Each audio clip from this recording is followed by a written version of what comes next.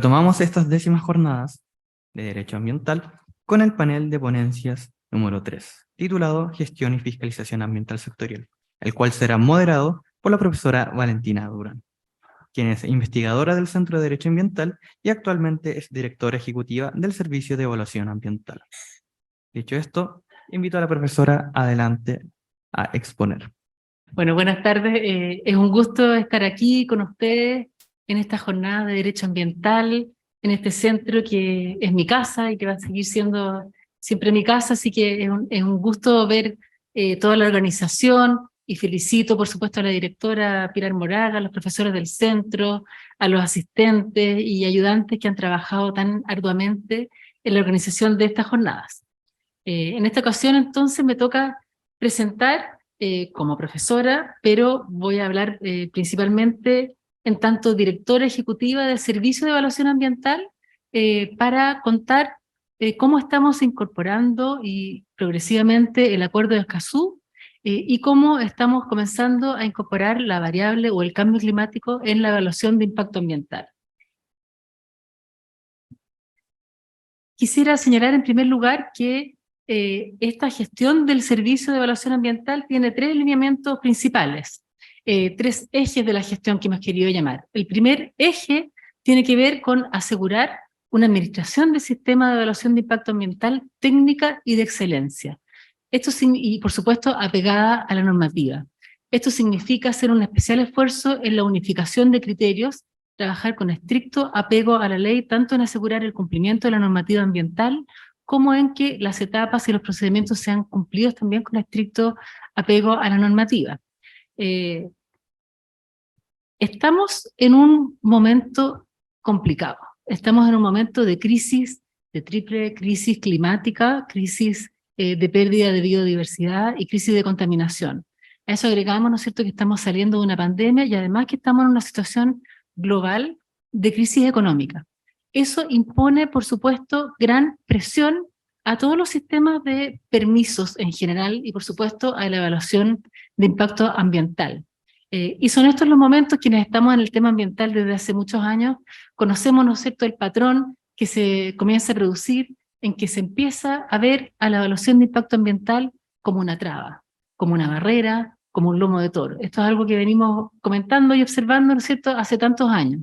Y en este sentido, me alegra mucho que ya el presidente Gabriel Boric ha señalado en varias oportunidades que la evaluación de impacto ambiental, que los permisos ambientales no deben verse como un obstáculo al desarrollo, sino que como una condición del desarrollo sostenible.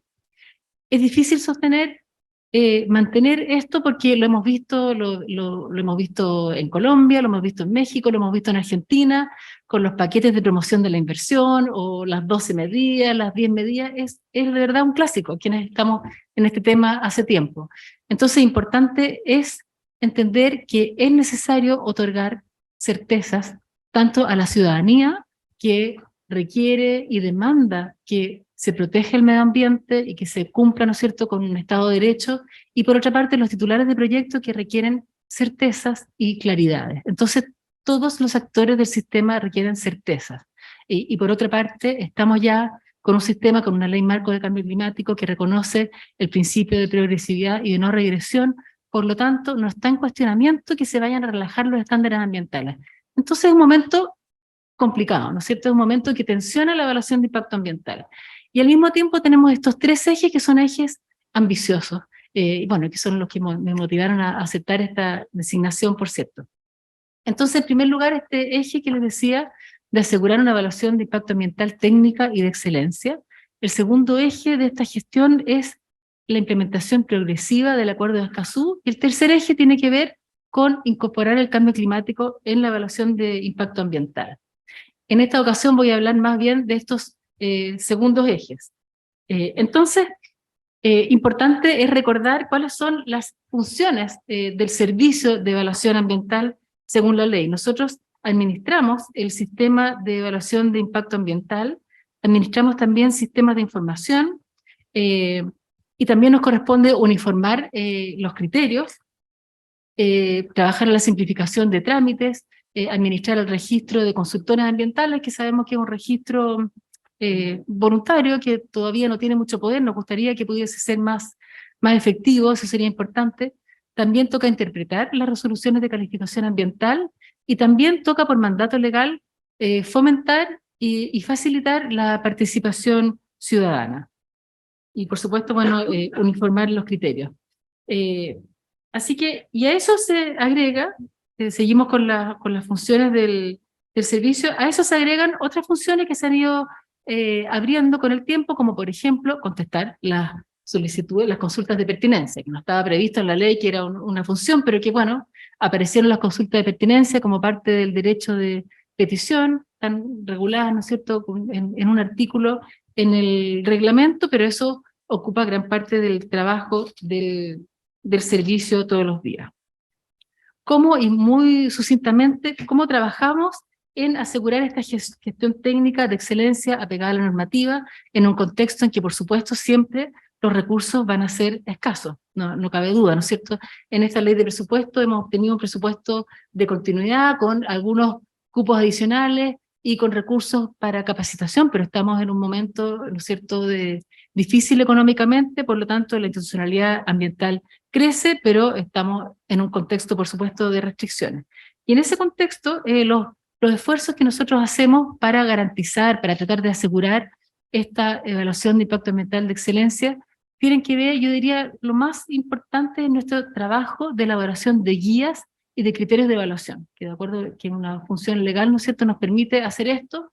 Tenemos las normas cuyo cumplimiento tenemos que asegurar, pero dentro de eso están las prácticas, la forma en que la consultoría aporta e ingresa los estudios y las declaraciones de impacto ambiental, y ahí hay varios detalles, ¿no es cierto?, porque más allá de las normas, que no tenemos tampoco tanta densidad normativa, hay ciertas prácticas y buenas prácticas que nos indican, por ejemplo, y doy un ejemplo de un criterio en el que estamos trabajando, que va a salir muy pronto, que tiene que ver cómo hacer los levantamientos, ¿no es cierto?, de fauna terrestre.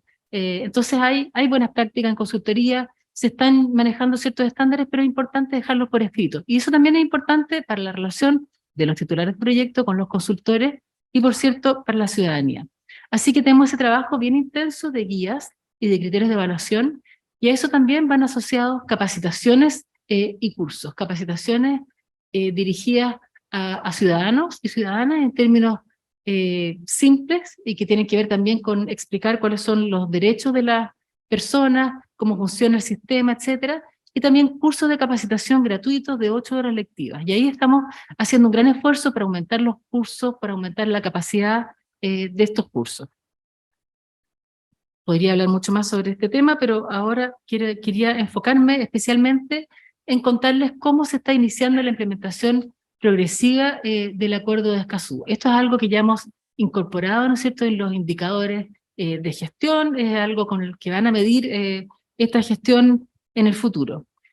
Como el Acuerdo de Escazú, bueno, ustedes seguramente ya conocen el Acuerdo de Escazú, que es el primer tratado ambiental de América Latina y el Caribe, que busca asegurar la implementación plena y efectiva de los derechos de acceso a la información, a la participación y a la justicia en asuntos ambientales, además de ser el primer tratado internacional que protege a los defensores de derechos humanos en asuntos ambientales.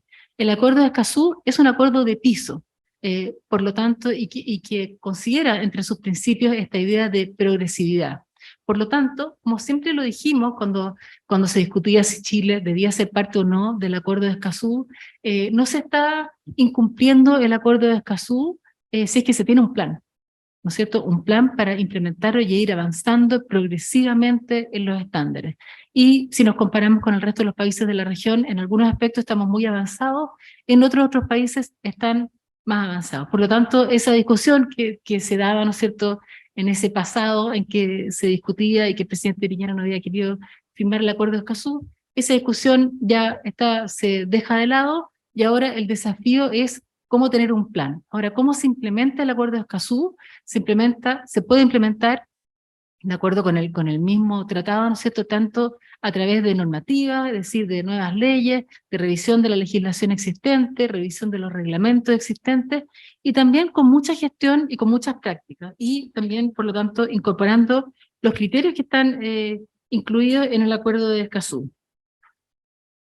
El Acuerdo de Escazú, que por lo demás acaba de ser publicado en el Diario Oficial el 25 de octubre, y eso nos alegra mucho, y este decreto reconoce que ya estaba vigente desde el 11 de septiembre, que es cuando se habían cumplido los 90 días desde el depósito del instrumento por el cual Chile adhería al Acuerdo de Escazú. Entonces, para ir viendo cómo implementamos el Acuerdo de Escazú, en primer lugar, debemos tener presente este artículo 4 al que me refería de la Ley 19.300, que señala que es deber del Estado facilitar la participación ciudadana, permitir el acceso a la información ambiental y promover campañas educativas destinadas a la protección del medio ambiente.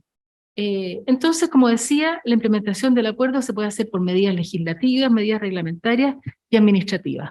Un ejemplo de una medida legislativa que nació por una moción parlamentaria fue aquella ley reciente que amplía el plazo para solicitar participación ciudadana en las declaraciones de impacto ambiental a 30 días. Esto nos produce un pequeño desfase en la evaluación, nos produce cierta dificultad, pero tiene por objeto que cuando hay comunidades que se enteran que un proyecto ha ingresado al sistema, tener más tiempo para poder conocer ese proyecto y solicitar o no la apertura de un proceso de participación ciudadana. El Acuerdo de Escazú, si uno hace un análisis y compara, ¿no es cierto?, nuestras normas con el acuerdo y también nuestras prácticas, podemos decir, pero uno puede ser más autoflagelante, ¿no es cierto?, o ¿cómo era autoflagelante? Autocomplaciente, más allá de ese vaso medio lleno, de ese vaso medio vacío, y miro a Jorge Carlos porque era el que sabía eso. Más allá de eso, ¿no es cierto?, uno puede decir que tenemos hartos niveles de implementación de este Acuerdo de Escazú, y mirando, ¿no es cierto?, el vaso medio lleno, podemos decir con orgullo que tenemos una plataforma transparente y accesible, que ya se la quisieran todos los que otorgan otro tipo de permisos ambientales sectoriales, y se está trabajando en eso también, es parte de los desafíos del gobierno, y es una plataforma entonces accesible, con un portal de participación ciudadana, con guías, y toda la información está en línea desde hace ya muchos años, desde el 2013 que tenemos toda la información en línea. Bueno, una de las primeras medidas que adoptamos, y siempre hemos señalado que el Acuerdo de Escazú, todos en el servicio y los organismos con competencias ambientales son importantes para la implementación de este acuerdo, porque consiste en trabajar de cara a la ciudadanía. Por lo tanto es importante las prácticas de las oficinas de parte, como la forma en que nosotros comunicamos un criterio de evaluación o una guía, aunque sea muy técnica, como por lo menos incorporamos un resumen y explicamos para qué sirve eso, porque se trata justamente de trabajar de cara a la ciudadanía. Así que también es un cambio quizá de paradigma, de forma de trabajo, y se puede implementar a través de medidas que no son todas tan tangibles, ¿no es cierto? Pero bueno, como una primera medida bien tangible, fue el instructivo que sacamos en junio relativo a el inicio de la apertura de la participación ciudadana en las vías. Como ustedes saben, existe un concepto, puede haber participación ciudadana en las declaraciones de impacto ambiental cuando es solicitada por un grupo de personas o de organizaciones, y así lo decretan los directores regionales o la dirección ejecutiva de su caso en los proyectos con cargas ambientales. Entonces, este concepto, ¿no es cierto?, había sido largamente discutido y existía una interpretación más bien restrictiva por parte del servicio, lo que había sido cuestionado en reiteradas ocasiones por la Corte Suprema. Entonces, considerando estos criterios de la Corte Suprema y por supuesto la convicción de que ya había que trabajar, ¿no es cierto?, abriendo las posibilidades de poder ejercer por los ciudadanos este derecho de acceso a la participación, es que se dictaron estas instrucciones en relación con este concepto de cargas ambientales para la aplicación del artículo 30 bis y del artículo 94 del reglamento, que en definitiva implica ampliar el criterio para la procedencia de participación ciudadana en las declaraciones de impacto ambiental. Esto no significa participación ciudadana a todo evento, porque en primer lugar tiene que ser solicitada por un grupo de personas. Pero en el fondo se está diciendo en términos simples que los criterios de procedencia de la participación ciudadana se consideran de una manera más favorable al pleno ejercicio de los derechos. No me voy a detener porque si no se me va a ir el tiempo, no me voy a detener en los detalles del instructivo, pero podemos hablarlo después a la hora de las preguntas si lo desean. Y esto significa que ese requisito de los beneficios sociales entendemos que se aplica, ¿no es cierto?, a numerosas tipologías de proyecto con este criterio amplio, y también a las actividades que satisfacen exigencias indispensables para la conservación del bienestar mínimo de vida, como necesidades alimenticias, de agua, de vivienda, etcétera. En definitiva, un criterio más abierto para poder acceder a estas solicitudes de participación ciudadana, y con eso también limitar el litigio, ¿no? Teníamos ya sabíamos, ya nos lo estaba diciendo la Corte Suprema, así que era hora de hacer un cambio. Y además de eso viene una revisión de todo el quehacer del servicio, desde la forma en que se da difusión al ingreso de un proyecto en el sistema, cómo adecuamos cuáles van a ser los medios de difusión, ¿no es cierto?, de un proyecto. La plataforma del lobby también, digamos, difundir que existe esa plataforma del lobby, que no solo está para los titulares de proyectos, sino que para cualquier ciudadano o ciudadana, y se pueden hacer las reuniones con todas las direcciones regionales y con todos los sujetos pasivos de manera virtual o de manera presencial, según la comodidad de las distintas partes. Y en general una búsqueda de permanente coherencia, ¿no es cierto?, en toda la actuación, en todo el desarrollo de los procedimientos de los cuales nosotros estamos a cargo, incluida la forma en que enfrentamos y que argumentamos, ¿no es cierto?, en las sedes de reclamaciones administrativas y judiciales, y esto ha implicado en algunos casos, por ejemplo, tener criterios explícitos, incluso invocando el Acuerdo de Escazú respecto de materias de legitimación activa, por ejemplo, respecto de la procedencia por ejemplo, de que reclamantes puedan usar las reclamaciones administrativas, aun cuando, observantes, digamos, aun cuando el proyecto haya sido rechazado, pero si consideran que no fueron, si estiman que no fueron consideradas adecuadamente todas sus observaciones y quieren entonces agregar causales de rechazo, están en su derecho, y hemos tenido, por ejemplo, esa interpretación en aras de facilitar el acceso a la participación y el acceso a la justicia.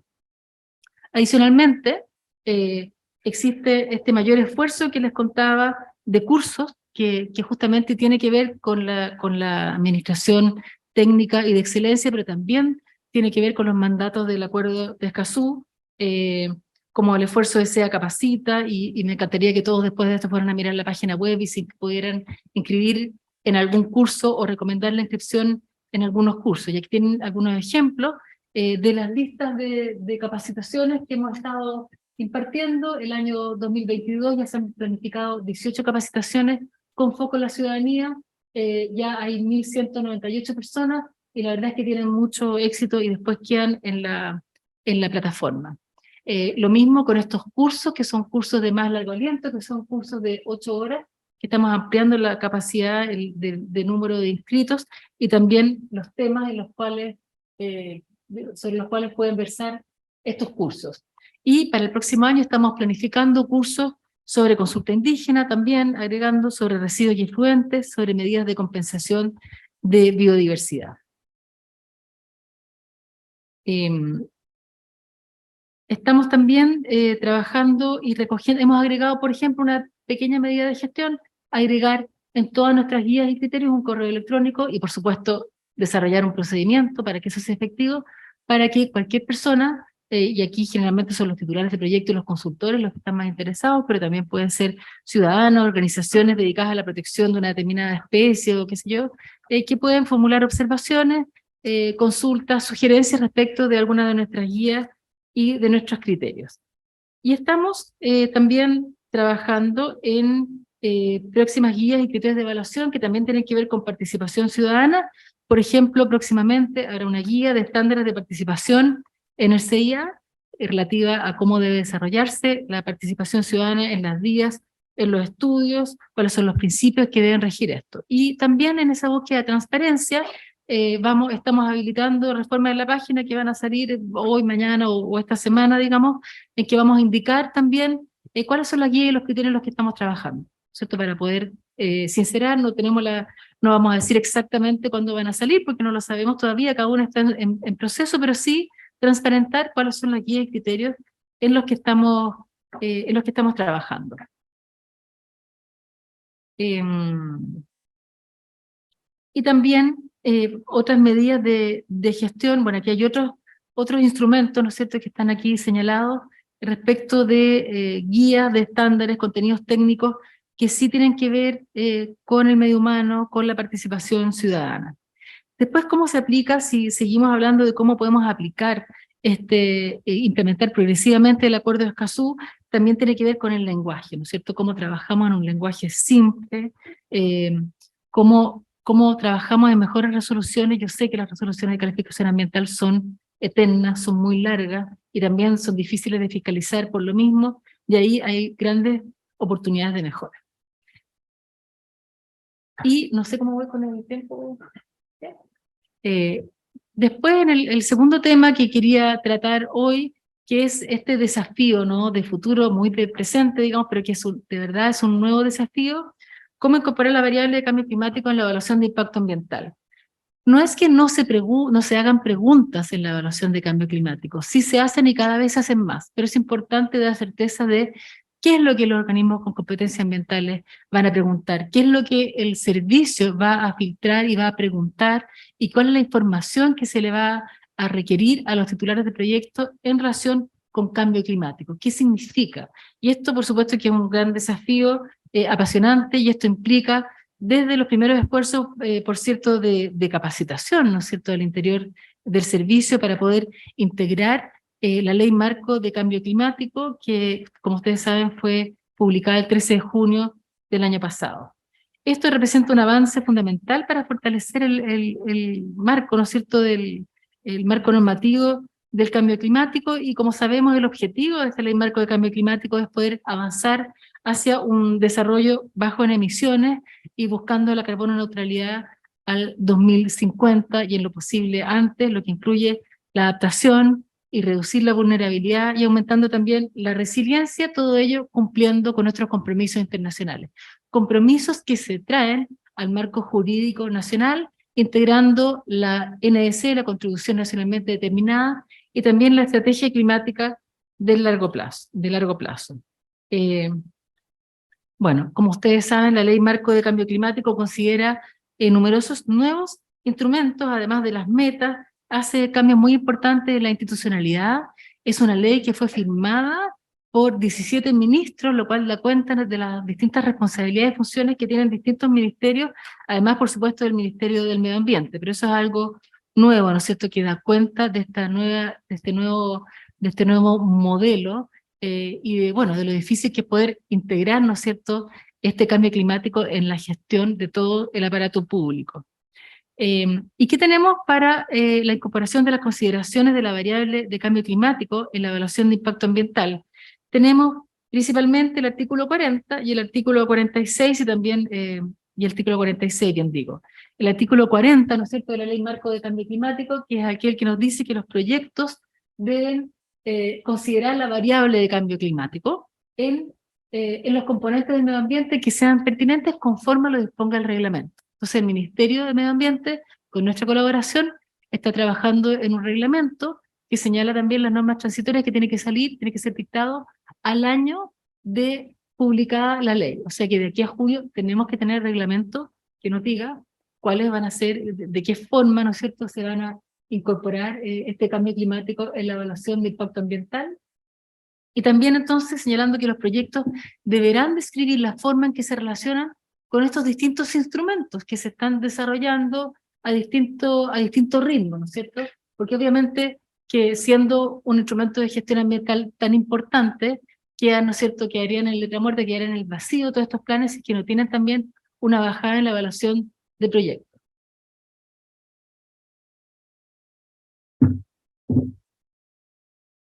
Bueno, y en esto va a implicar entonces, y esto se relaciona también con la descentralización, va a implicar los informes de los gobiernos regionales y de los municipios para ver cómo se relacionan los proyectos con estos instrumentos. Por supuesto que ahí está lleno de trabajo para los abogados, ¿no es cierto?, qué significa, cómo se relaciona un proyecto con estos instrumentos. Evidentemente todos se lo están preguntando.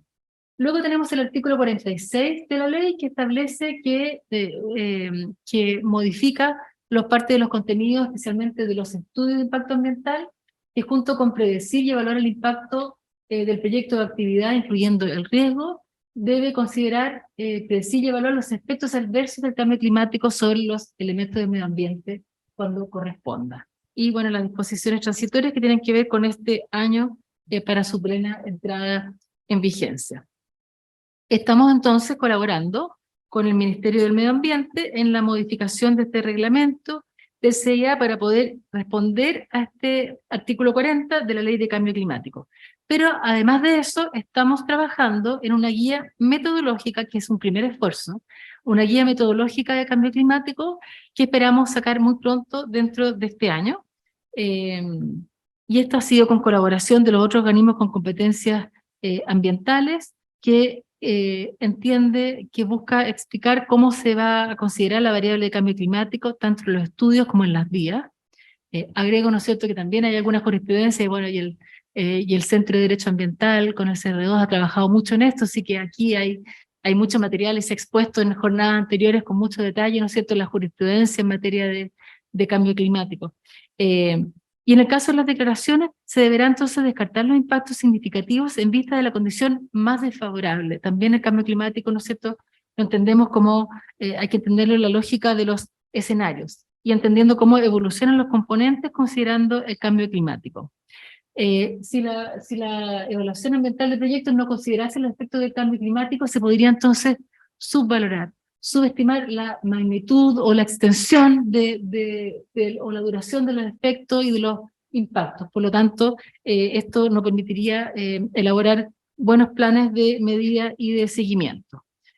También esta guía estamos trabajando en la consideración del cambio climático en los riesgos naturales y antrópicos que están en los planes de prevención de contingencias y emergencias, además de incluir el término de riesgo climático. Y aquí están los pasos, ¿no es cierto?, lo que va a contener esta guía, ¿no es cierto?, el borrador de guía que hoy día está disponible. Como ven, es una guía metodológica que considera, es un primer esfuerzo de sistematización, y aquí pueden ver lo que estaría siendo el primer índice, ¿no es cierto?, de esta guía que esperamos sacar muy pronto.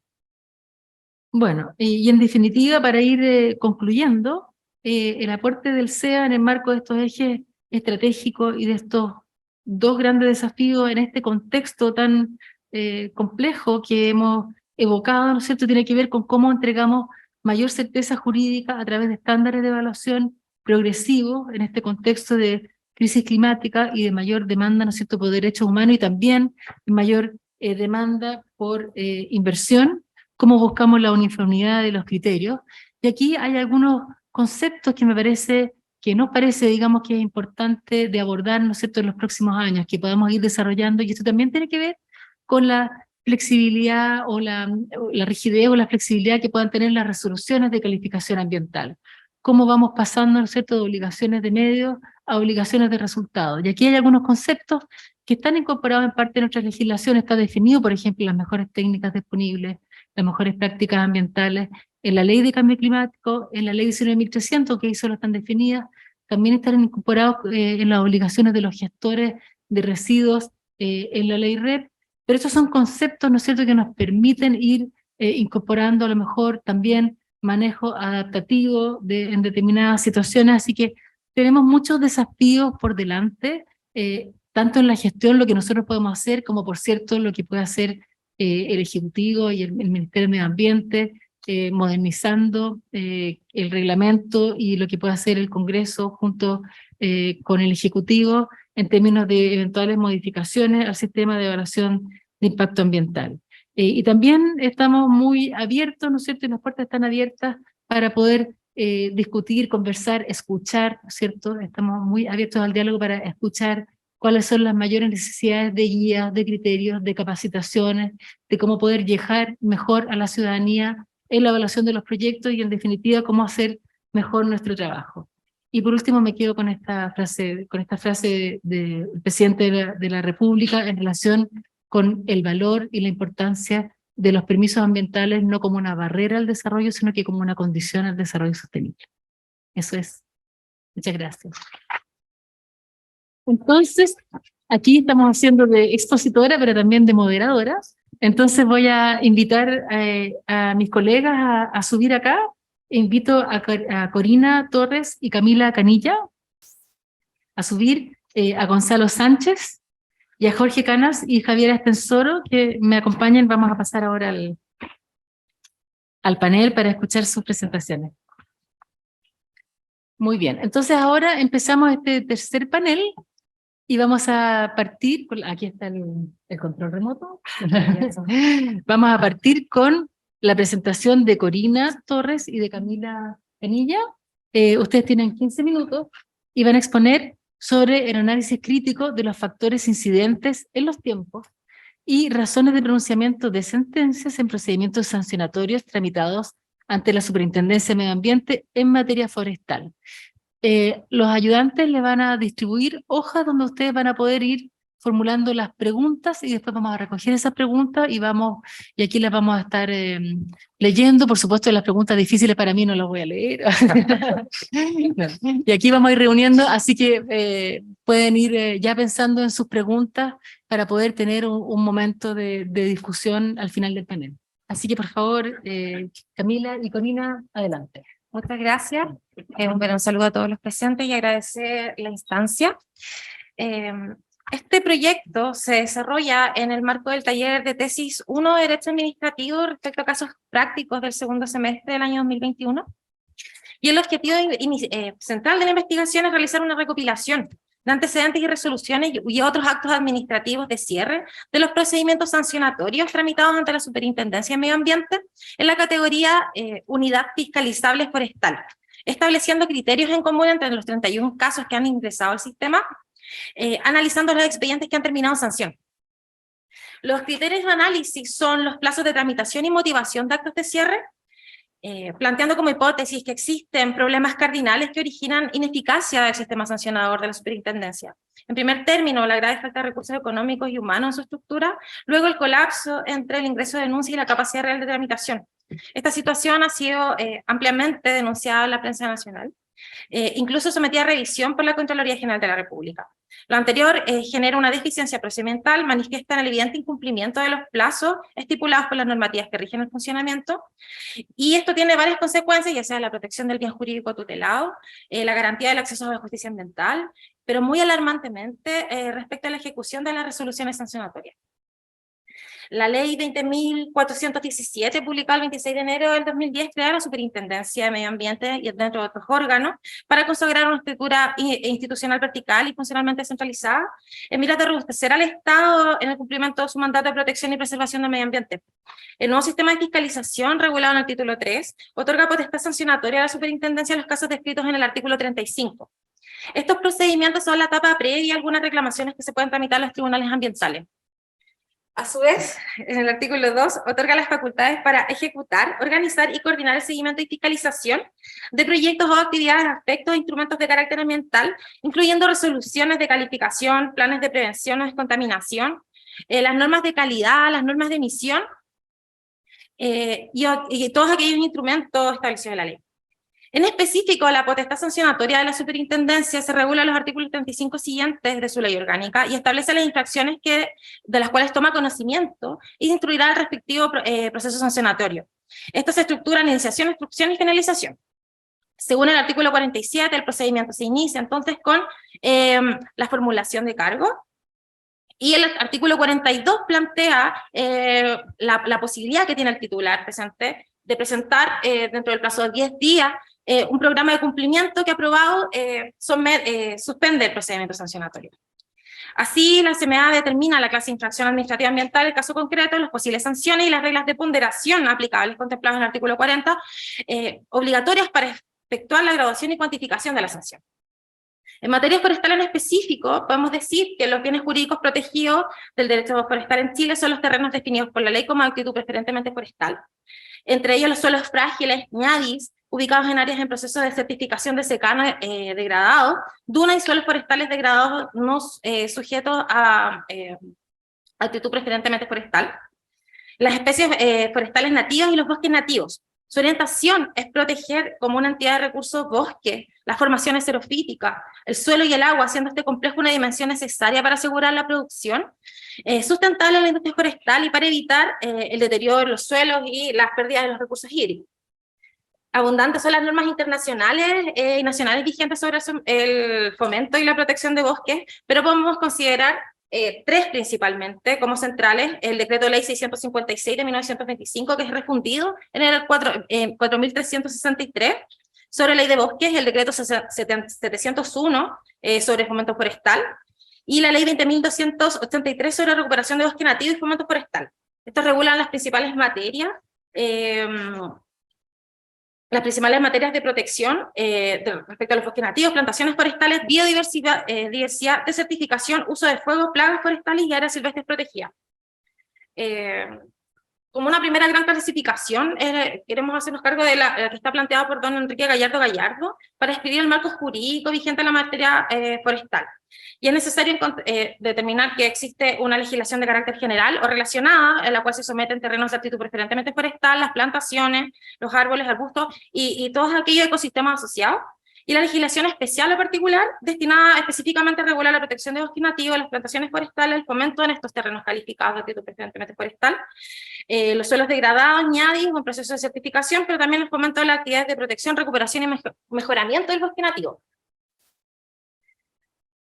Así, dentro de una segunda clasificación podemos encontrar las normas que se refieren al fomento y a la protección, y dentro de las que se refieren a la protección encontramos aquellas que son de preservación, cuyo objetivo es el mantención, cuidado y prevención, ex ante el uso y aprovechamiento de estos recursos, y las de conservación que rigen al momento o junto con el uso y el aprovechamiento de estos recursos. Respecto a la institucionalidad forestal, que tiene competencia atingente en respecto a esto mismo, podemos encontrar que la Corporación Nacional Forestal, que inicialmente fue creada como una entidad de derecho privado y cuya principal tarea es administrar la política forestal, de fomento del sector forestal, la conservación del patrimonio silvestre y el uso sostenible de los ecosistemas forestales, y que recientemente, el año 2020, ha reafirmado sus competencias gracias a un dictamen de la Contraloría General de la República. Y en segundo término, la SMA, que tiene la facultad de conocer sobre la normativa forestal en específico por dos vías: el requerimiento de ingreso al SEIA por ilusión de aquellos proyectos de actividades para los cuales la ley, en el artículo 10 de la ley 19.300, exige la resolución de calificación ambiental, y el eventual incumplimiento de dicho requerimiento, y en segundo término, la infracción del plan de manejo como instrumento de carácter ambiental. Podemos denotar que la posibilidad de tener una plataforma gubernamental sistematizada de acceso a la información de fiscalización ambiental nos plantea grandes avances en cuanto al acceso a la información y la transparencia de la función pública. Ahora bien, creemos que en primer término, la categorización que se realiza en el segmento del buscador categoría unidad fiscalizable forestal puede resultar confusa, toda vez que se enmarca en el contexto de una entidad comercial que comete la infracción y no la vulneración de la normativa forestal. En este sentido, quienes son sindicados como infractores en esta categoría de la plataforma son empresas que ejercen actividades comerciales forestales. Esta crítica, que aparentemente tiene que ver con un aspecto meramente técnico y de categorización, dentro de la plataforma que favorece el acceso a la información de la fiscalización y los procedimientos de la superintendencia, resulta relevante para el acceso a la información de los usuarios del sistema y particularmente para la ciudadanía.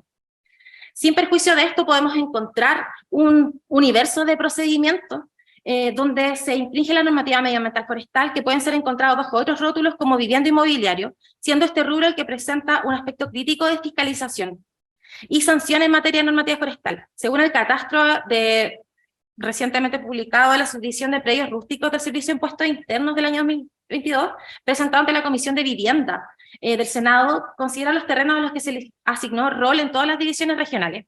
Y en este informe señala un aumento de un 21,5% de la cantidad de predios rurales no agrícolas, entre media y 1 hectárea, pasando de 279.800 unidades en 2021 a 339.195 unidades en el igual periodo en el año 2022. Considerando las regiones donde se encuentra concentrada la mayor cantidad de bosque nativo a nivel nacional, estas cifras alcanzan un aumento sostenido y significativo y plantean un desafío al cumplimiento del rol de las instituciones ambientales, estatales medioambientales. Ahora, Leonor va a hacer el análisis de los casos. ¿Puedes pasar a la siguiente? Una más. No, está allá. Bueno, ok. Bueno, vamos a hacer esa aclaración, ¿o no? Ya, vamos a hacer en realidad, Camila es Sofía y Corina es Leonor, o sea, usan más bien su Segundos su nombres. nombre social, sus segundos nombres. Bueno, quiero detenerme acá. Esta es una captura de pantalla sacada directamente de la plataforma Sistema Nacional de Información de Fiscalización Ambiental, en donde tenemos 31 casos. Que como se puede ver en el gráfico, hay 5 que han terminado en sanción. De estos 5, uno es la resolución sancionatoria, es una amonestación, y 4 son multas que hoy en día, desde el 2014 que comienzan estas resoluciones sancionatorias, todas se encuentran pendientes de pago. Además, hay 3 casos con programas de cumplimiento satisfactorios y uno que terminó en absolución. Ahora bien, dentro de estos 22 procedimientos que todavía no tienen resolución sancionatoria, como se demuestra en el gráfico, tenemos que hay 9 que se está ejecutando el programa de cumplimiento, hay 12 que se encuentran en curso y hay 1 suspendido. La imagen también da cuenta de los titulares sujetos a estos procedimientos sancionatorios en la categoría unidad fiscalizable forestal, que son principalmente aserraderos, procesadoras de madera, plantas de celulosa y fabricación de papel, y plantas de astillados. Ahora bien, lo que hicimos nosotras es analizar cada expediente de estos 31 casos y pudimos constatar que estas estadísticas están desactualizadas, ya que en realidad tenemos 10 procedimientos que hoy en día cuentan con resoluciones sancionatorias.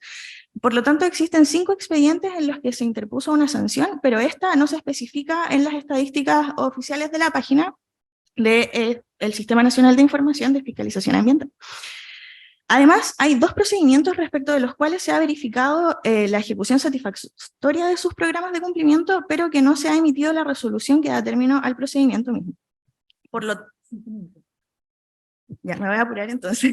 Por lo tanto, dentro de los 9 procedimientos finalizados deberíamos añadir 7, a la estadística 7 más, 5 que sancionan al titular y 2 que han ejecutado positivamente el programa de cumplimiento presentado. Las multas, estas 5 resoluciones impusieron una multa que tampoco ha sido pagada el día de hoy. Otros hallazgos que consideramos importantes de mencionar es que de los 31 procedimientos, solo en 6 los titulares formularon sus descargos correspondientes, pero algo que es sumamente positivo es que más de la mitad presentó en plazo oportuno su programa de cumplimiento. Un aspecto más relevante que la desactualización manifiesta del sistema de información son algunos procedimientos respecto de los cuales es posible determinar plazos con dilaciones bastante excesivas. Bueno, por mencionar un solo caso, que después quizás podemos ir desmenuzando en las preguntas, el caso Roll D163 de 2021 se presenta una denuncia en septiembre de 2017. La fiscalización correspondiente data de noviembre de 2018 y la formulación de los cargos se realizó recién en julio de 2021. Entonces, al final, ¿cómo explicamos estos resultados? Bueno, una respuesta plausible se puede encontrar en la baja correlación entre fiscalizaciones, procesos sancionatorios y sanciones efectivas. Según estadísticas que nos muestra la misma plataforma, que como verificamos anteriormente quizás está desactualizada, de las 24.566 fiscalizaciones que ha cursado la superintendencia, solo 261 han terminado en sanción, es decir, el 1%. Entonces nos preguntamos, ¿qué motivo hay detrás de esto? Y la única respuesta que encontramos es la falta de recursos humanos y la gran cantidad, versus la gran cantidad de gestiones que se llevan a cabo desde la creación. Esta conclusión a la que llegamos no es azarosa ni nueva. De hecho, la Contraloría General de la República ha emitido algunos dictámenes desde 2017 que observan que la superintendencia no dispone de mecanismos para monitorear y controlar que los procedimientos sancionatorios cumplan con los plazos de la Ley 20.417 y avancen con la debida diligencia. Bueno, y por último, concluimos que el trabajo de fondo que realiza la superintendencia tiene una calidad excepcional. De hecho, todas las resoluciones sancionatorias y las resoluciones en general de formulación de cargos, etcétera, que revisamos tienen su debido fundamento normativo. y están bien, bueno, siempre se contemplan los informes detallados, la normativa aplicable, ya sea para formular cargos o imponer sanciones. Y además, destacamos positivamente que la potestad sancionatoria no presenta un enfoque punitivista, sino que todo el contrario, fomenta a los titulares a presentar los programas de cumplimiento, y es positivo también que los programas de cumplimiento sean la regla general. Pero no es posible aseverar que los procedimientos finalicen conforme a los principios de eficiencia y eficacia de este órgano administrativo si se carece de la capacidad material para emitir las resoluciones y concluir los procedimientos que se conocen en un plazo razonable. Eso es todo. Muchas gracias, Leonor y Sofía. Leonor y Sofía, y felicitaciones por su presentación, y muchas gracias también por atenerse a los tiempos. Sin duda que es un tema urgente, ¿no es cierto? Y muy relevante para la protección de esos bienes jurídicos.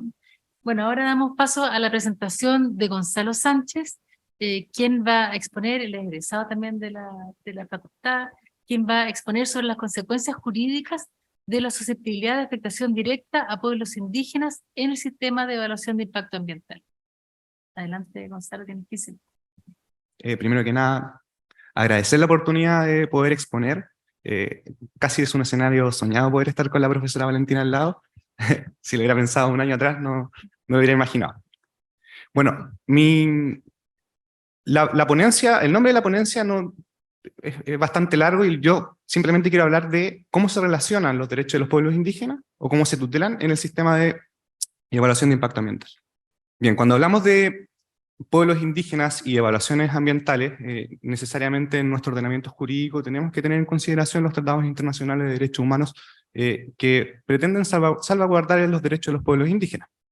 Entre otros tenemos, por cierto, la Convención Americana, el pacto y otros pactos, pero tenemos uno en particular que es de suma relevancia, que es el Convenio 169 de la Organización Internacional del Trabajo, que es un tratado que se incorpora al bloque de constitucionalidad, y por lo tanto es de aplicación obligatoria para todos los poderes públicos, en virtud de la remisión del artículo 5º, inciso 2. Y este tratado tiene como objetivo salvaguardar los derechos de los pueblos indígenas y proteger los territorios de ellos y sus recursos naturales. Es importante destacar que dentro de este convenio, la piedra angular o la institución central es la consulta indígena, ¿no? Esta es una institución que permite hacer efectivo o permite garantizar todos los otros derechos que también le reconocemos a los pueblos indígenas. Y entonces es una cuestión central, y en el litigio ambiental eso resulta evidente, la procedencia de la consulta indígena cuando se trata de proyectos de inversión sometidos a evaluación ambiental y que se ubican en territorios indígenas. Y ya desde el ámbito de la participación ciudadana, la consulta indígena juega un rol fundamental porque se trata de un mecanismo específico de participación en donde los pueblos indígenas pueden participar desde sus especificidades culturales. Y en ese sentido, como todos sabemos, la participación ciudadana juega un rol importante en la prevención de los conflictos socioambientales. Y uno puede concluir entonces que, siendo la consulta indígena un mecanismo de participación, la ausencia de consulta cuando debiera proceder es probablemente un foco de conflicto socioambiental, y en los hechos podemos ver que eso ocurre. ¿Qué ocurrió con el tratado? Este tratado, que es el Convenio 169, cuando se incorporó a la legislación chilena, bueno, el Tribunal Constitucional le tocó resolver sobre la constitucionalidad general de este tratado. Y en general dijo que este tratado internacional es constitucional, no expropia no es un atentado a la soberanía nacional. Sin embargo, introduce una distinción que ha sido criticada por la doctrina entre las normas que son autoejecutables y las normas programáticas, según si es que estas normas pueden ser ejecutadas directamente sin necesidad de aplicación o sin necesidad de desarrollo reglamentario, legislativo o administrativo. Y dentro de las normas que son autoejecutables, se encuentran las normas relativas a la consulta indígena. Y entonces, las normas del convenio que establece la obligatoriedad de la consulta se pueden aplicar directamente sin necesidad de desarrollo reglamentario. Y según este convenio, procede la consulta indígena, según el artículo 6.1 del convenio, cuando se prevean medidas administrativas o legislativas susceptibles de afectar a pueblos indígenas, ¿no? Susceptibles de afectar directamente. Y entonces aquí tenemos la primera consecuencia jurídica de la susceptibilidad de afectación directa, ¿no? Cada vez que se prevé una medida administrativa, como es la resolución de calificación ambiental, se genera la obligación estatal de decretar un proceso de consulta. Hay otro caso en donde el convenio también se refiere a procesos de consulta que están en el artículo 15.2, que no se ha prestado la suficiente atención, porque establece también la obligatoriedad de decretar consultas cuando se prevean proyectos de inversión en territorios indígenas, ¿no? En el caso de que los recursos naturales pertenezcan al Estado, como es el caso de Chile. Y el objetivo de la consulta esto obviamente tiene muchos más objetivos, pero según el propio texto del convenio, por una parte es poder llegar a un acuerdo o lograr el consentimiento de las comunidades indígenas sobre las medidas propuestas, y si uno analiza también el 15.2, nos devela otro objetivo, que es también poder determinar si los intereses de los pueblos van a ser afectados o no y en qué medida. Y en ese sentido, eso es razonable con el estándar de la susceptibilidad de afectación, porque basta entonces que solo sea posible la afectación para que nosotros, en el marco de la consulta, determinemos cuál es la entidad de esta afectación, en qué medida los intereses de los pueblos van a ser afectados. Más allá de que las normas sobre consultas son autoejecutables en Chile, en nuestra legislación tenemos desarrollo reglamentario del proceso de consulta, ¿no? En dos reglamentos principalmente. En el Reglamento General de Consulta, que es el Decreto 66, y en el Reglamento del Sistema de Evaluación de Impacto Ambiental. En general, la doctrina ha criticado el desarrollo reglamentario porque incorpora, sobre todo en el caso del Reglamento General de Consulta, un estándar distinto de afectación que hace procedente la consulta indígena, ¿no? Mientras el convenio discurría sobre la susceptibilidad de afectación directa, el Reglamento General de Consulta habla de un impacto significativo y específico. Entonces pareciera ser un estándar un poco más elevado de consulta. Y en el caso del Reglamento del Sistema de Evaluación de Impacto Ambiental, lo que ocurre es que se homologa la susceptibilidad de afectación con los impactos significativos que hacen procedente el ingreso del proyecto por un estudio de impacto ambiental.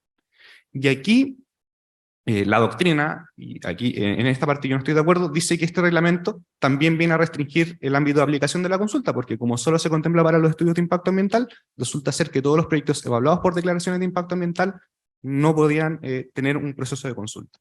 Y además, como se requiere un impacto significativo, también se estaría entonces elevando el estándar de afectación para hacer procedente la consulta en el ámbito del sistema de evaluación de impacto ambiental. En realidad, este último argumento tiene una imprecisión porque el concepto de impacto significativo, y hay que decirlo desde ya, no está en la ley 19.300. En realidad proviene del artículo 2 del reglamento, que lo que hace es simplemente decir que los efectos, características o circunstancias del artículo 11 son impactos ambientales significativos. Y nada más que eso. Entonces, en definitiva, lo relevante es no si hay un impacto significativo, no, sino si es que estamos en presencia de algunos de los efectos, características o circunstancias del artículo 11. Y ahí entonces uno tiene que poner atención a cuáles son esos efectos, características o circunstancias. Y eso lo vamos a ver después. ¿Qué ocurre en la jurisprudencia? Y esto es interesante porque en el litigio de los pueblos, en las causas litigiosas, normalmente vinculadas por ausencia de consulta indígena, versan principalmente sobre dos cuestiones. Dos escalas, de hecho. La primera es, ¿cuál es el estándar de afectación que hace procedente la consulta? Y la segunda escala, que ya es una discusión más compleja, que en Chile no tenemos mucha jurisprudencia, es cuáles son los alcances de la consulta, ¿no? Que implica obtener el consentimiento, cuáles son los deberes que se le imponen al Estado, si es que el Estado puede adoptar una decisión contraria a la manifestada de los pueblos indígenas en el ámbito de la consulta. Esa es una discusión que no ha estado muy presente porque no podemos salir de la primera etapa, es decir, cuándo hay consulta indígena y cuándo no. Y por mucho tiempo, la jurisprudencia, tanto de los tribunales, sobre todo de los tribunales ambientales, ya digámoslo, requería una afectación, requería para que procediera la consulta una afectación acreditada, ¿no? Y no discurría sobre la susceptibilidad de afectación, sino que hablaba derechamente de afectación a secas, sin susceptibilidad, e incluso en algunas sentencias se habla de afectación significativa, efectos adversos significativos, y otros conceptos que son ajenos, tanto al convenio 169 como incluso a la ley 19.300, como vamos a ver. Y eso deja a las comunidades indígenas en un escenario bastante complejo porque tienen que acreditar entonces cómo un proyecto los afecta incluso significativamente ante probablemente jueces o juezas que no forman parte de la cultura propia del pueblo indígena. Entonces se produce ahí una tensión bien importante. Cambia un poco este criterio con la sentencia de los casos Doña Alicia y Mediterráneo por el Tercer Tribunal Ambiental, en donde si bien sigue operando bajo la lógica de la afectación significativa, o afectación directa y significativa, de hecho dice el tercer tribunal ambiental, lo que hace es colocar la carga de la prueba en el titular y no en las comunidades. Entonces el titular del proyecto es el que tiene que demostrar fehacientemente que el proyecto no va a afectar, y nuevamente no habla de susceptibilidad de afectación, sino habla de afectación directa y significativa a los pueblos indígenas. Y luego, recientemente, el año 2021 y 2022, la Corte Suprema asienta ya la correcta interpretación de la susceptibilidad de afectación, señalando que para que se decrete un proceso de consulta indígena, se requiere simplemente una afectación potencial, ¿no? Y que no es correcto que las comunidades tengan que acreditar esa afectación potencial, sino es que la propia autoridad la que tiene que descartarla, ¿no? Y basta la afectación potencial entonces para que se decrete el proceso de consulta, y será en el proceso de consulta en donde podemos determinar la entidad de la afectación. Y eso es, como vimos, compatible con lo que dice el convenio. Eso ocurrió, esa jurisprudencia que proviene de un voto de minoría del ministro Muñoz y la ministra Ángela Vivanco, se transformó en voto unánime en las sentencias que ahí se detallan, y en el ámbito del sistema de evaluación de impacto ambiental, ese fue el criterio que sostuvo en un recurso de protección en el caso producción de sales de mar de Maricunga.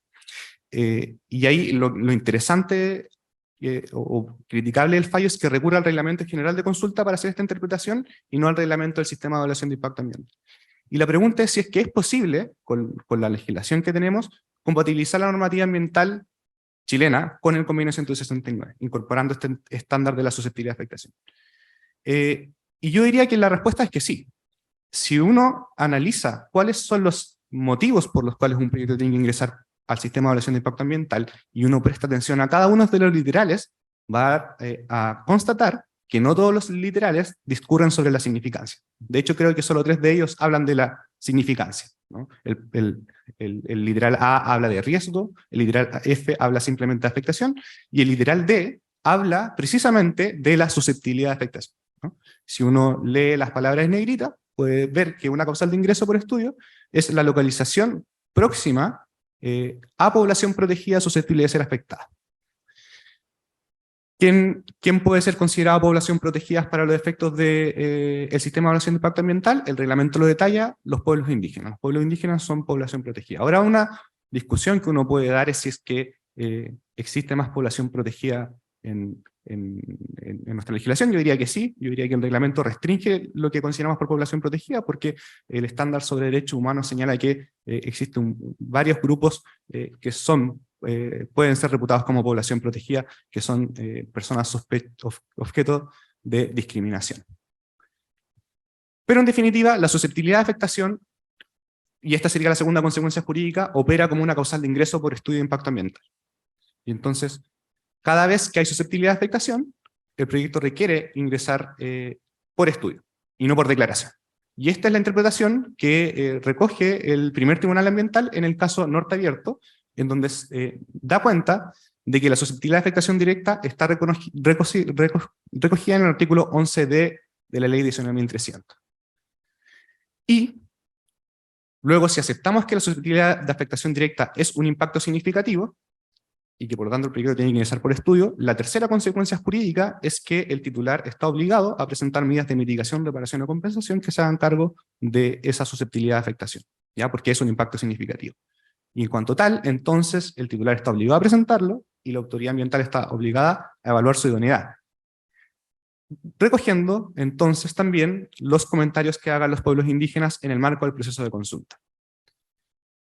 Y esto es relevante, entender que también se genera esta obligación de presentar medidas de mitigación, reparación y compensación. En primer lugar, porque no corresponde presentar compromisos ambientales voluntarios en el marco de la declaración para hacerse cargo de una posible afectación a pueblos indígenas, porque eso en realidad tiene que hacerse en el marco del estudio. En segundo lugar, en un proyecto evaluado por estudio de impacto ambiental, la ausencia de medidas de mitigación, reparación y compensación idónea se constituye una causal de rechazo del proyecto.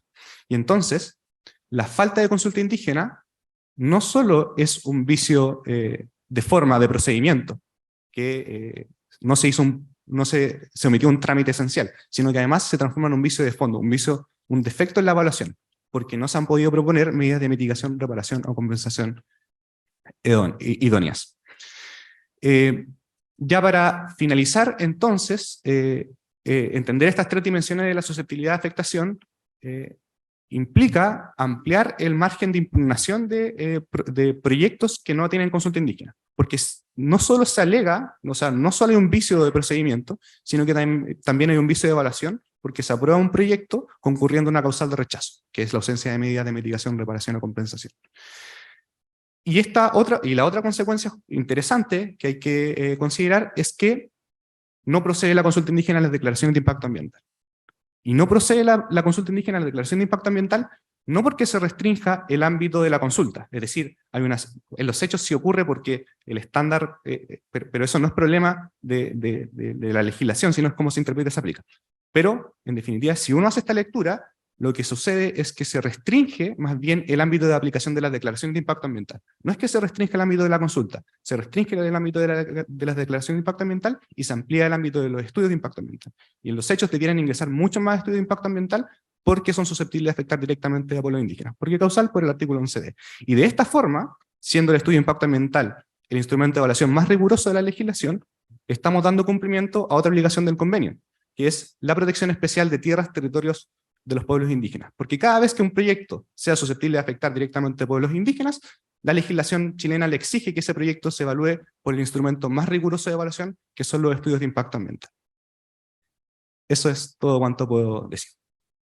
Muy bien, felicitaciones Gonzalo y muchas gracias también por atenerte al tiempo, muchas gracias.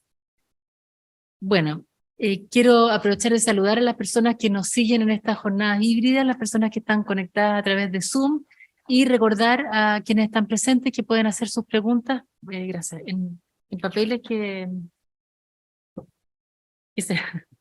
papeles que se les van a ir distribuyendo, gracias. A continuación van a presentar Jorge Canals y Javier Estensoro sobre un análisis crítico de la regulación de la gestión de residuos y la economía circular en el proyecto de nueva Constitución. Adelante, por favor, tienen 15 minutos. Bueno, muchas gracias, profesora, directora. Nuestra ponencia partió de una pregunta que nos hicimos que tiene mucha relación, en algún sentido, con las ponencias previas, y con la exposición de la profesora Durán en cuanto enfrentados a la propuesta de nueva Constitución. Esta pregunta nosotros nos las hicimos en forma previa al resultado del plebiscito. De alguna forma sigue siendo, creemos, pertinente, dado que es probable, no seguro, pero probable que se produzca un nuevo ejercicio de al menos reforma constitucional, y es muy probable que dentro de ese nuevo ejercicio las disposiciones constitucionales ambientales sean nuevamente prioritarias en el sentido de ser contenidos en un eventual nuevo texto. Es la siguiente. Y en consecuencia, cuando nosotros nos vimos enfrentados a los artículos 133 y 188 de aquel entonces proyecto de nueva Constitución, nuestra ejercicio inicial fue preguntarnos cuál era el sentido, la utilidad o el motivo último de regular constitucionalmente la gestión de residuos. Y es una pregunta que también es pertinente a nivel transversal de aquellas disposiciones que en un texto constitucional son recogidas para normar constitucionalmente las materias ambientales. Desde ese punto de vista, veo muy poco, pero alcanzo a mirar desde mi vida, consideramos tres aspectos específicos para establecer un estándar que nos permitiese evaluar las normas que contenía el proyecto y también evaluar una futura disposición. Primero, superar de alguna manera esta aproximación fragmentaria, y aquí estamos bien influidos por la lectura de un texto que se llama La Constitución del Antropoceno, del profesor Jaría Manzano, donde él propone, y a nosotros nos hace muchísimo sentido, el cuestionamiento de superar un paradigma fragmentario de aproximación a través, por ejemplo, de la proliferación de una infinidad de derechos y disposiciones en materias ambientales, donde uno podría decir que aquel arquetipo que lo explica bien es la idea de los derechos de la naturaleza, sin hacer un ejercicio de valorización, sino que solamente poniéndolo como ejemplo. Y en consecuencia, la primera punto de comparación y de evaluación de estas disposiciones es: desarrollan estas disposiciones una aproximación holística o un enfoque sistémico e integrador, mirando un poco como la profesora, por ejemplo, Dominique Gervais trata el principio de justicia ambiental en su texto relacionado a los recursos naturales, desde el punto de vista de las ideas del cuidado, la responsabilidad, buscando superar esta idea de la autorrealización o del crecimiento exponencial infinito que está detrás, por ejemplo, el paradigma de los derechos. 1. 2. Fija y permite fijar objetivos que son realistas y consensuados en términos de gestión de residuos.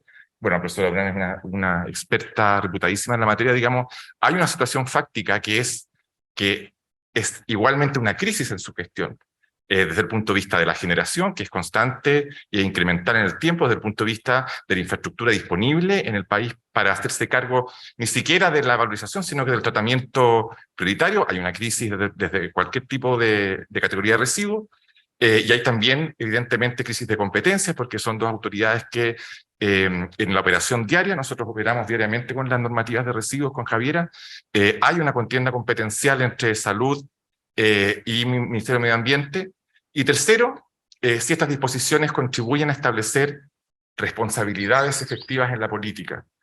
Mirando esas tres preguntas, luego nosotros nos dijimos, digamos, y planteamos hoy día en estas exposiciones, hay un riesgo de, dijimos, vacuidad, o usando otro adjetivo de que se transformen en unas técnicas o disposiciones que son superfluas, en el sentido de que su aplicación no modifica ni contribuye o no supera las técnicas canónicas o los procedimientos habituales del derecho ambiental.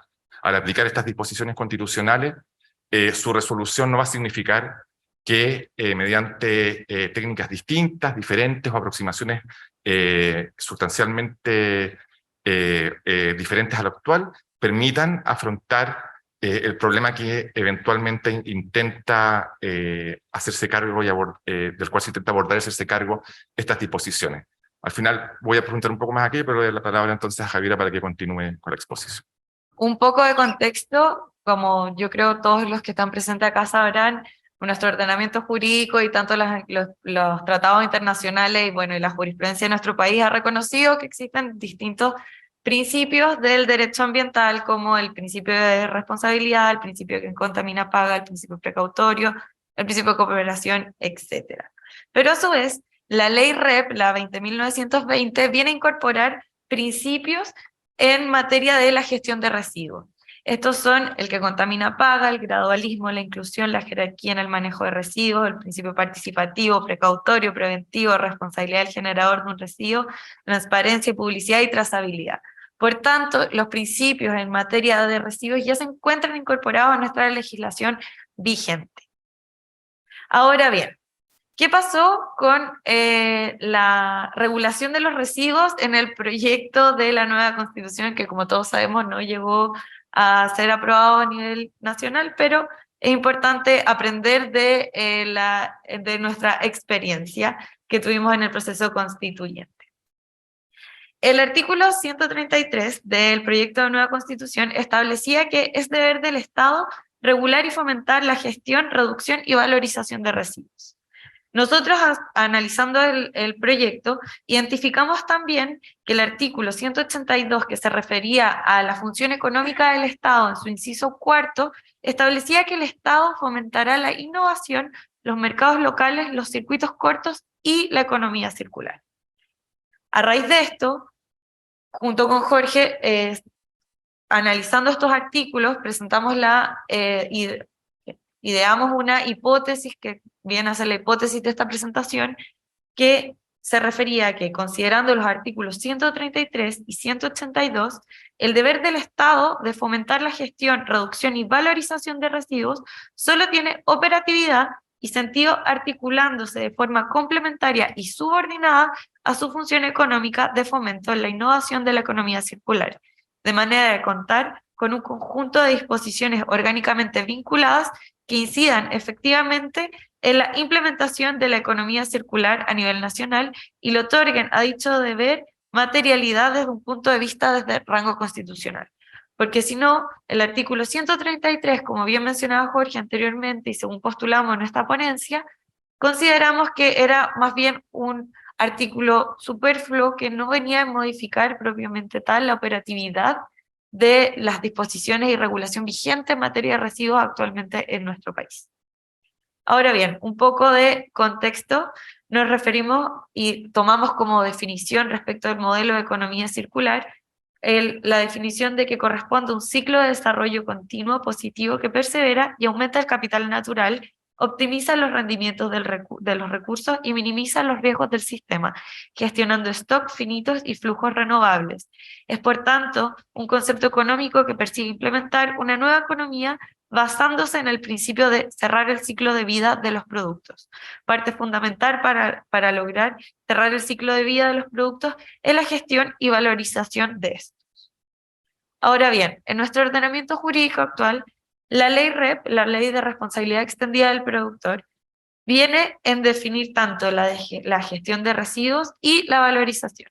La gestión de residuos corresponde a la operación de manejo y otras acciones de política, planificación, normativas administrativas, financieras, organizativas, educativas, de evaluación, de seguimiento y fiscalización referida a residuos. A nivel nacional, la gestión de residuos se rige por el principio de jerarquía, el cual viene en establecer un orden respecto al manejo de estos, poniendo en primer lugar la prevención, luego la reutilización, luego el reciclaje y por último la valorización energética. A su vez, la ley viene en definir lo que se entiende por valorización, que se entiende como el conjunto de acciones cuyo objetivo es recuperar un residuo, uno o varios de los materiales que lo componen y o el poder calorífico de los mismos. La valorización comprende la preparación para la reutilización, el reciclaje y la valorización energética.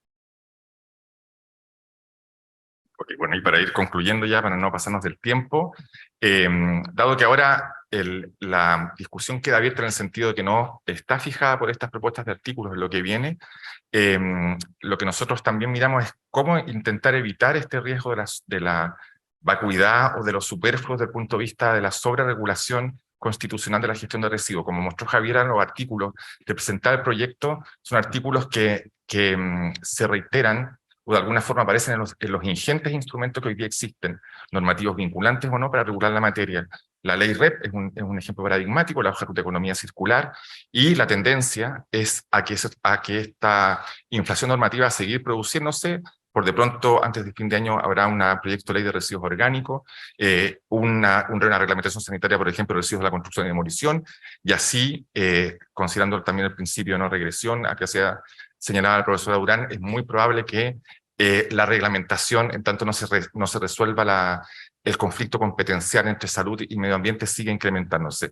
Para ello, proponemos mirar algunos textos que tienen vocación constitucional, por ejemplo, la Carta de la Tierra, que es un texto del año 2000, donde presenta una aproximación a la gestión, a la regulación de la materia desde el punto de vista sistémico integrador que nosotros mismos señalamos al principio de nuestra presentación, y que debiese consagrarse en este intersticio que existe entre los principios, el desarrollo del derecho fundamental y las normas propiamente programáticas, en la línea un poco también de lo que señalaba la profesora Liliana Galdame en alguno de sus textos, que permita establecer una norma que aplique este enfoque sistémico, que establezca responsabilidades relativamente precisas y que integre la gestión de residuos en su dimensión integral, es decir, impactos climáticos, ordenamiento del territorio, y no solamente una norma que puede ser y terminar siendo irrelevante e ineficaz, dado que reitera cuestiones que aparecen en los distintos textos normativos que regulan la materia. Y además que tienen problemas clásicos del enforcement, del cumplimiento regulatorio, que hoy día sabemos también que cuesta muchísimo cumplirlo.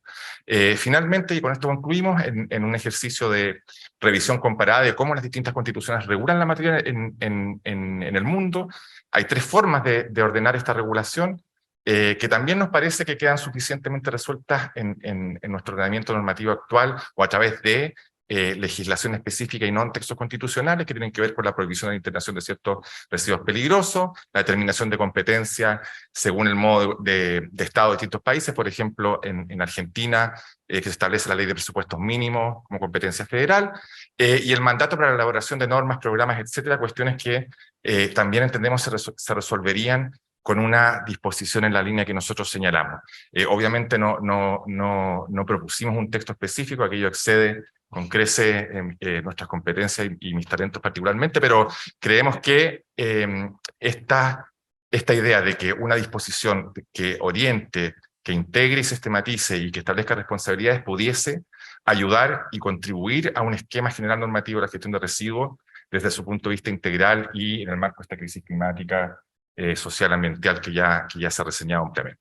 Muchas gracias. Muy bien, muchas gracias Jorge y Javiera, muy interesante presentación y también gracias por atenerse a los tiempos. Este panel debe terminar a las 1:30.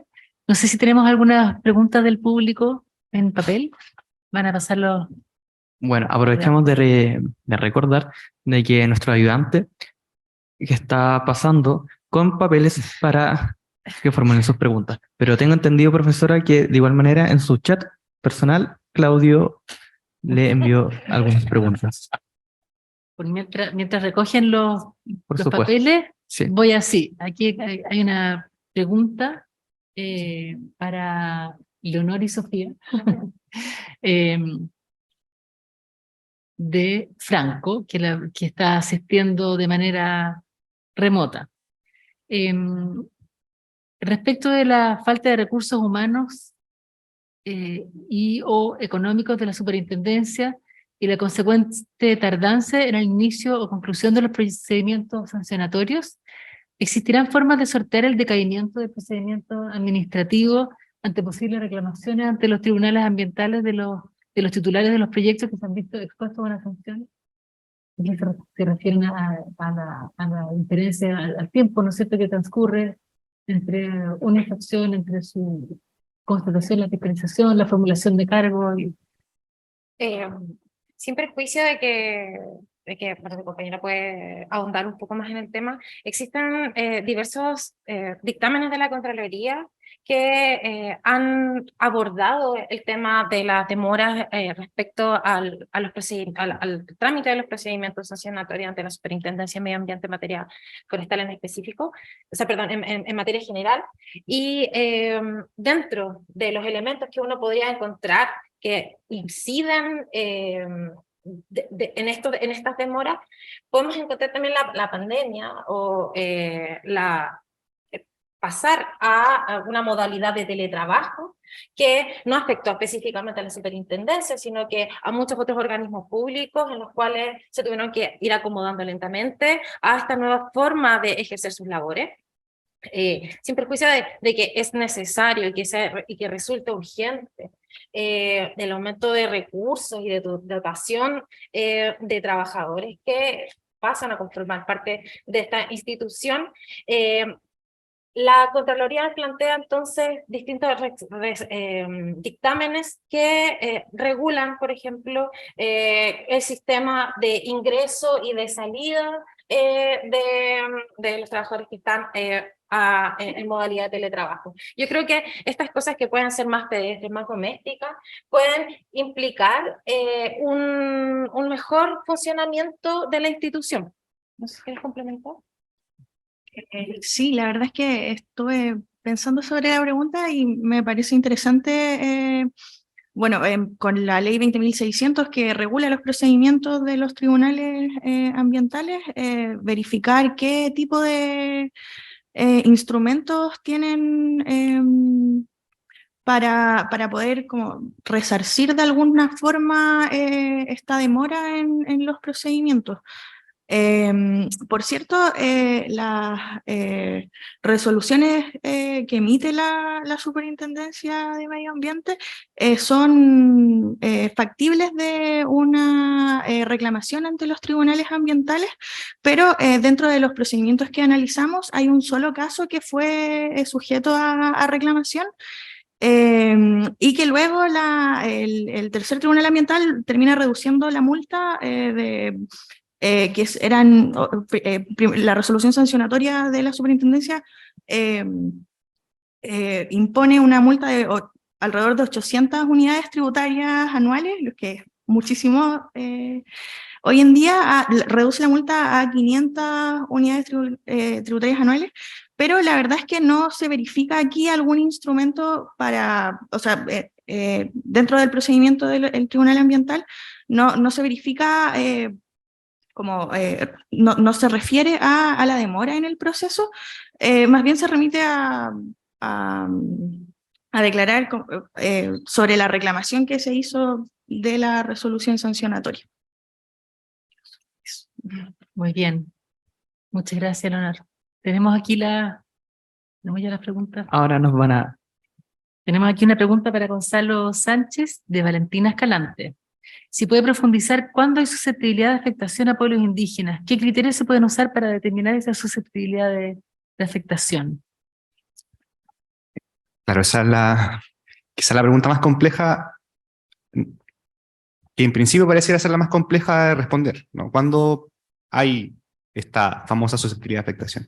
Yo creo que hay varios criterios para poder determinarla. Primero, aclarar que la afectación no es un elemento que esté ajeno a nuestra legislación. La autoridad ambiental se pronuncia sobre ella en reiteradas oportunidades, principalmente cuando tiene que decretar la participación ciudadana, porque esta solo puede ser solicitada por un grupo de personas o comunidades directamente afectadas.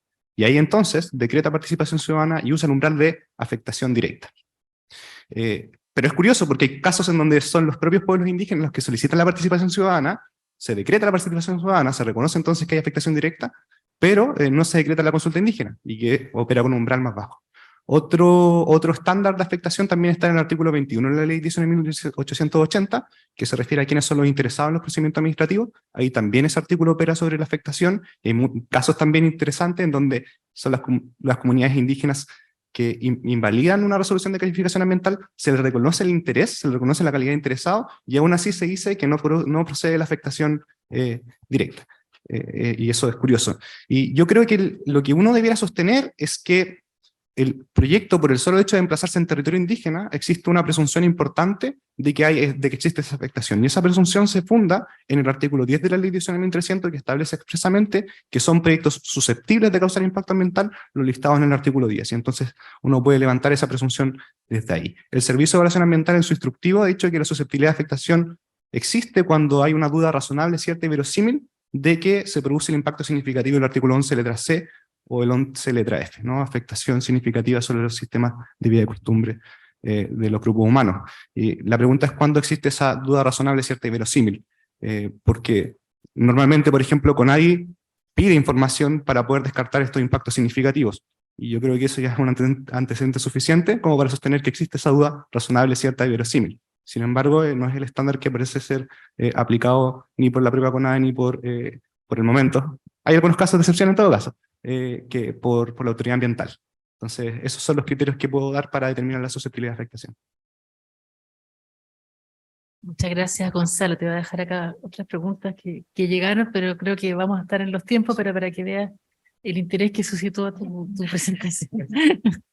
Hay una pregunta para Jorge y Javiera, de Clarita Luz Caneo, respecto de cómo se debiese regular la gestión de residuos en un nuevo proceso constituyente. Bueno, en parte lo contestaron, dentro de esa visión integral, ¿cómo se debe caracterizar, que debe caracterizar las normas, si es que consideran importante incluir la educación ambiental, considerando la relevancia del rol que cumple el generador a la hora de gestionar el residuo? Y yo ampliaría la pregunta, digamos, hacia si pudieran profundizar qué es lo que, lo dijeron de cierta manera, pero qué es lo que faltaría quizás para completar nuestro marco jurídico de residuos, más allá de lo que tenga que existir o no en la Constitución. Que esa era mi pregunta, ¿no? Así que ponemos todo en uno. Bueno, parto yo después, sí, o parte tú, mejor por sí, porque nunca tan así. Mejor, qué sé yo. No, dale. No quiero ser...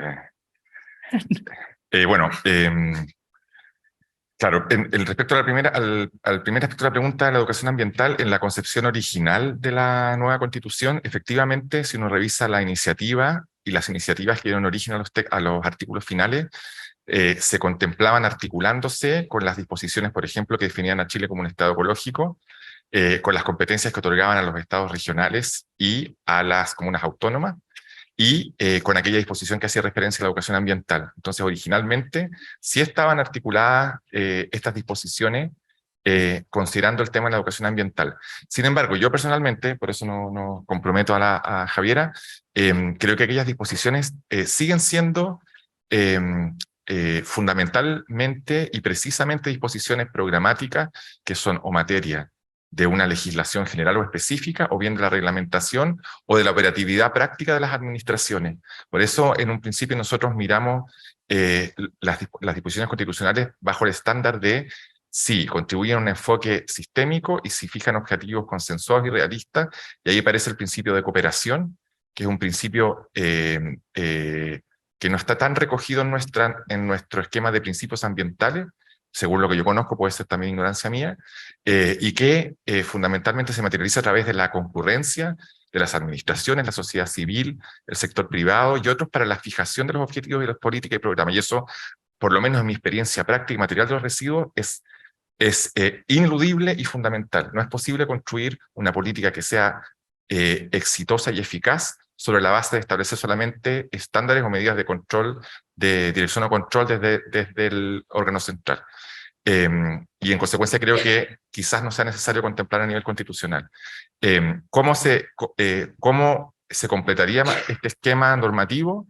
En mi opinión, un esquema completo, si es que es posible tener un esquema completo de regulación de lo que sea, contiene, además de ciertos principios que estaban en la propuesta, que son principios, yo creo que ustedes lo conocen muchísimo mejor que yo, el desarrollo del derecho fundamental, que en su tutela efectiva va desplegando una jurisprudencia que, entre otras cosas, define y delimita el contenido de ese derecho y operativiza el tema de la gestión de residuos, y una disposición que en las bases generales, que no me gusta esa forma de decirlo, pero en lo que sea aquello en el texto que venga, establezca una idea de relación con el entorno y de modelo de desarrollo que incorpore los principios implícitos explícitamente de la economía circular, del principio de jerarquía, etc.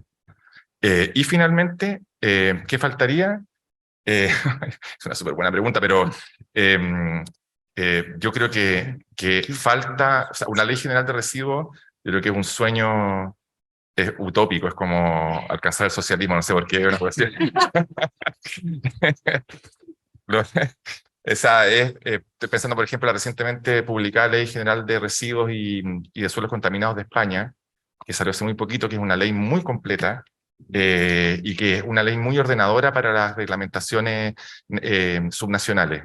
Y bueno, el esquema reglamentario de la Unión Europea, lo mismo, digamos, la directiva marco residuos, los distintos planes se van integrando armónicamente unos con otros.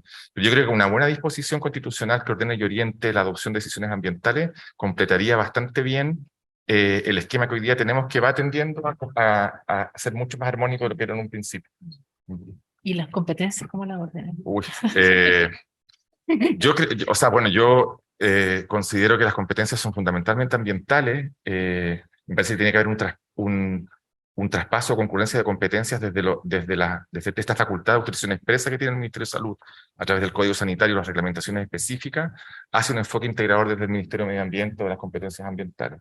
Porque los operadores nos topamos en el día a día y nos pegamos contra la pared, digamos, no con el SEA jamás, digamos, No, que es jamás. una institución espectacular, pero claro, la reglamentación sanitaria es muy compleja, muy fragmentaria y prácticamente yo me atrevo a decir que inviabiliza la generación de una infraestructura actualizada de gestión integral de residuos a largo plazo, mediano plazo. Eso es un hecho de la práctica. Bien. Javiera. Bueno, para complementar a Jorge, muy corto, yo también concuerdo que lo ideal sería poder tener una ley general de residuos. Bueno, como vamos con el nivel de volumen de normativa aplicable, más bien sería un código de residuos, pero sí, ese es el mayor problema que nos enfrentamos en el día a día, en la operatividad, en la práctica, en el derecho de residuos, es la fragmentación y no solo la fragmentación, sino que muchas veces la incompatibilidad normativa que nos enfrentamos. Y también lo vemos, por ejemplo, lo vimos muy bien en el caso de residuos de la construcción y demolición, que básicamente no caben en ninguna de las como categorías normativas actuales respecto de cómo se identifica un residuo sólido. Eso por una parte, y por al respecto de la materia constitucional, yo creo que es fundamental regular la función económica del Estado, que se enfoque, como bien estaba en el artículo 182, que lo veíamos de una forma muy positiva, esto que el Estado esté obligado o que tenga un deber de fomento de la economía circular, da un pie y viabiliza mucho más la ley de responsabilidad extendida del productor, dado que si el Estado tiene una disposición expresa de fomentar la economía circular, puede, por ejemplo, intervenir y generar o fomentar mercados secundarios que permitirían y fomentarían aún más la viabilidad de valorización de productos, la reutilización, el reciclaje, dado que actualmente se ven enfrentados las industrias del reciclaje en que todavía sigue siendo muy caro el material reciclado, porque viene de un procedimiento, entonces tiene que entrar a competir con materiales vírgenes, mientras que si el Estado pudiese intervenir en el fomento de esto, sería un gran paso para una proyección mucho más positiva de la ley de responsabilidad extendida al productor. Muy bien, muchas gracias, Javiera y Jorge. Gonzalo me ha pedido, tengo una pregunta, sí, 15 segundos. 15 segundos. Sí, que me llegó una pregunta que la encuentro clave para mi exposición. Que me preguntaron que cómo compatibilizar todo lo que dije con el concepto de área de influencia para determinar el impacto significativo. Bueno, y yo creo que eso es clave, porque el concepto de área de influencia se ha interpretado, yo diría que de mala fe. ¿Por qué? En el proceso de consulta indígena del reglamento del sistema de evaluación de impacto ambiental, el Estado le respondió a los pueblos indígenas cuando criticaron este concepto: no se preocupe, este concepto es análogo al concepto de territorios establecido en el convenio, ¿no? Que este hábitat grande en donde los pueblos habitan y viven, ¿ya? Pero lo que sucedió en la práctica es que los titulares, aprovechándose de ese concepto, tienden a reducir el área de influencia, incluso artificialmente, y excluyen a las comunidades. ¿Ya? Pero, nuevamente, la lógica es no si las comunidades se ubican en el área de influencia del proyecto. Esa no es la lógica que hay que adoptar, es si es que el proyecto se ubica en territorio indígena. Esa es la correcta interpretación del concepto de área de influencia.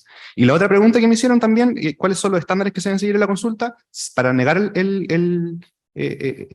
intereses de los pueblos indígenas? Es el deber de acomodo, hay que acomodarse a los intereses, y si yo no me acomodo, tengo que justificar debidamente por qué no lo hice. Esos son los estándares que ha hecho la Corte Interamericana respecto a consulta indígena. Muchas gracias. De todas maneras hay almuerzo, hay café, y en esos momentos se puede seguir conversando y pueden abordar a nuestros expositores. Yo tenía 2 preguntas, quería mencionar, o 3 también. Hay una pregunta, quizás no entiendo bien el foco, pero que tiene relación de Nicolás, sobre las guías o guías trámites de servicio, si son estrictamente obligatorias, y si pueden presentar estudios que le den fiabilidad científica a las conclusiones al margen o no siguiendo la guía. Ahí esa parte no la entiendo mucho, pero estas guías deben ser observadas y acatadas. Obviamente que van dirigidas, ¿no es cierto?, a los funcionarios del servicio y a los organismos con competencias ambientales, pero son de distinta naturaleza estas guías. Hay guías que tienen que ver con la descripción de proyectos, otras guías para la evaluación. Entonces son como de tan distinta naturaleza que me cuesta un poco contestar a su pregunta, pero evidentemente que tienen que ser seguidas, es decir, es una pauta de cómo debe ser llevada la evaluación y cuáles son los estándares mínimos para poder llevar a cabo correctamente una evaluación. Quizá hay algún ejemplo preciso que tenía en mente Nicolás, pero que yo no entendí, pero si lo podemos conversar después. Bueno, con esto damos término a esta mesa. Fueron muy interesantes todas las exposiciones, muy bien expresados un punto de vista. Vamos a esperar entonces a tener sus artículos, ¿no es cierto?, sus ponencias publicadas, para que se van a ir acumulando, ¿no es cierto?, todo este acervo intelectual, a todos estos avances del derecho ambiental a los que el Centro de Derecho Ambiental ha contribuido desde el año 2000, ¿no es cierto?, en esta bonita tradición que empezaron las jornadas del año 2001. Así que un gran aplauso para todos nuestros expositores. Muchas gracias.